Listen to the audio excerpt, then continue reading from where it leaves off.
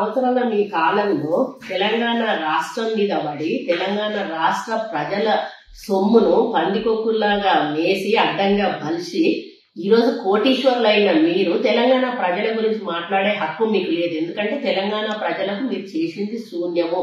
అమరులైన వాళ్ళ గురించి పట్టించుకున్నారా? అమరుల కుటుంబాలకు ఏమన్నా చేశారా? జైళ్లలో పోయిన వాళ్ళకి ఏమన్నా చేశారా?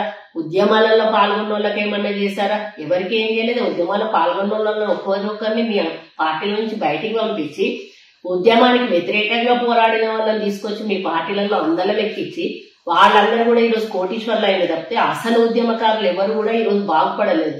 అటువంటి పరిపాలన మీరు అందించి అడ్డంగా ప్రజాస్వామ్యను దోచుకొని తిని ఈరోజు దొంగల్లాగా తిన్నారు కాబట్టి ప్రజలు మిమ్మల్ని బయటికి పంపించి మమ్మల్ని ఈరోజు అధికారంలోకి తీసుకొచ్చారు. కాబట్టి ఇది గమనించి మాట్లాడితే బాగుంటుందని కేటీఆర్ గారికి హెచ్చరిస్తాము.